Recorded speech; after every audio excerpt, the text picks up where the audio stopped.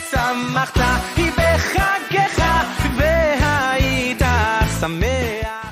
Le quatrième jour de Sukkot, nous accueillons le quatrième de nos invités respectables, le quatrième des Ushpizin, Moshe Rabbeinu alav shalom, Ra'aya Me'emna, berger fidèle du peuple d'Israël. Nous allons nous arrêter sur le nom de Moshe Rabbeinu. Nos sages nous disent que Moshe n'avait pas moins de 10 noms. Amarlo Akadosh Baruch Hu le Moshe. Akadosh Baruch Hu a dit à Moshe, Mikol Hashemot shekaru lecha. De tous les noms par lesquels on t'a appelé, de tous les noms par lesquels on t'a défini, on a voulu cerner ta personnalité. Eni kore lecha el beshem shekara lecha Bitya bat Paro Moshe. Sheneemar vayikra el Moshe. Des 10 noms qui t'ont été donnés, je n'utiliserai que celui qui t'a été donné par Bitya, la fille de Paro, qui t'a appelé Moshe, qui minamai meshitiu, car des eaux, je l'ai sorti. Et comme on voit dans la Torah, Vayikra el Moshe, Hashem a appelé Moshe. Je t'appelle par le nom de Moshe. Vaidaber Hashem el Moshe le mort. Hashem a parlé à Moshe en disant. Pourquoi est-ce que c'est ce nom-là qui lui est resté, ce nom-là par lequel nous le connaissons? Après, Shulavi Zichron Bacha, le Rosh Yeshiva de Mir, dit la chose suivante. Lorsque Bitya bat Paro a sauvé Moshe des eaux, elle a enfreint l'interdit de son père de sauver les garçons juifs. Son père a décrété quand la ben ayilod ayorat ashlichum, tout garçon qui va naître, vous le jetterez dans les flots. Et voici qu'elle va à l'encontre du décret royal.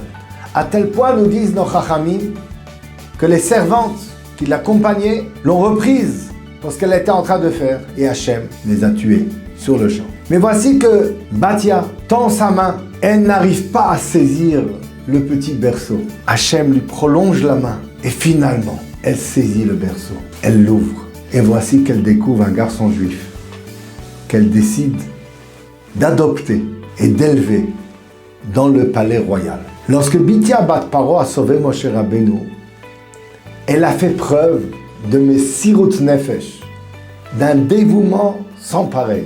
Elle a marqué du sceau du dévouement celui qui a été l'objet de sa Messirut Nefesh, l'objet de son dévouement. Elle a enraciné dans la nature de Moshe Rabbeinu se dévouer pour son peuple. Moshe Rabbeinu a pris constamment la défense du peuple d'Israël auprès d'Hachem, quitte à être effacé de la Torah s'il n'obtenait pas le pardon de la faute du Hegel, du veau d'or. Loulé Amad Moshe Bechiro Amad Baperet, si ce n'était que Moshe, son élu, s'est tenu sur la brèche. Kaviachol, si on ose le dire, il a tenu tête à Hachem, qui attendait ça de lui, bien sûr. Et il a plaidé le pardon pour le peuple d'Israël. Le peuple d'Israël a été gracié grâce à l'intervention de Moshe Rabbeinu. Ce dévouement, faute après faute, foi après foi, de la part de celui qui est devenu Ra'aya Me'emna, le berger fidèle du peuple d'Israël, c'est une nature qui lui a été donnée par Bitya. C'est ce que dénote son nom, Moshe, Minamai Meshitiu, des eaux, je l'ai sorti. Mais il y a encore un autre enseignement dans le nom de Moshe Rabbeinu.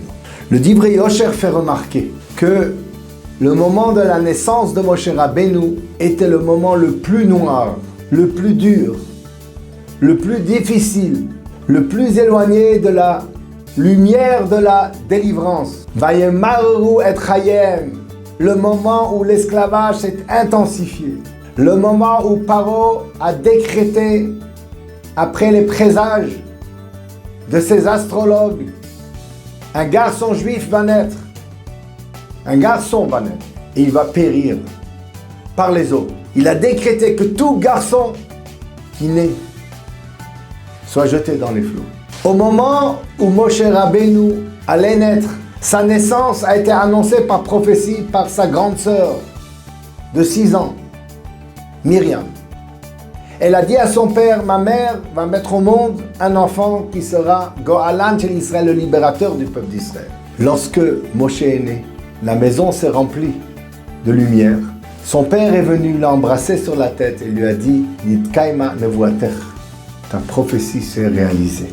Mais voici que 3 mois plus tard, lorsqu'on ne pouvait plus le cacher et le garder à la maison, on a été obligé de le confier au Nil, de le cacher dans les gens, et on ne savait pas ce que le futur lui réservait, ce que le futur tout court réservait au peuple d'Israël. La nuit était dense, opaque et noire, obscure comme de l'encre noire.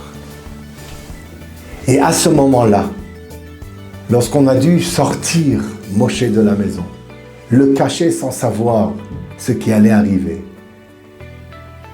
Amram, le père de Myriam, l'a frappé sur la tête et lui a dit « Où est ta prophétie ?» Même sa mère lui a construit une petite roupa parce qu'elle a dit « Peut-être je ne le verrai jamais marié ».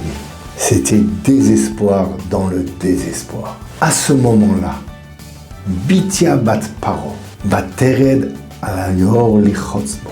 Elle est descendue au bord du fleuve pour s'y tremper, pour s'y baigner. Chazal disent pour se tremper, se convertir, devenir une partie du peuple d'Israël. Comment? Dans un moment de désespoir, elle voit la lumière que personne ne voit, l'éclairage au fond du tunnel qui n'est pas encore perceptible. Et elle sauve un enfant juif. Et à ce moment-là, elle l'appelle Moshe. Mina maï meshitiou. Des eaux, je l'ai sorti. Le nom de Moshe représente la lumière qui n'est pas encore visible, la délivrance qui n'est pas encore apparente. Lorsque tout tombe, lorsque tout se bouscule, lorsque tout est noir. Moshe, c'est le nom de l'espoir, le nom de l'espérance, le nom de la lumière à la fin du tunnel. Lorsque nous sommes dans la soukha, nous nous réfugions sous les ailes de la Shekhinah, à travers un toit de branchages frêle et fragile, éphémère. Nous nous en remettons à Hachem, nous accueillons Moshe et nous disons « Tu es le symbole de la délivrance, de l'espoir lorsque tout autour de nous a l'air de tomber, lorsque tout autour de nous n'est que nuit noire. Nous savons que la lumière viendra. Vimhera beyamenu, amen ve'amen. Chag Sameach.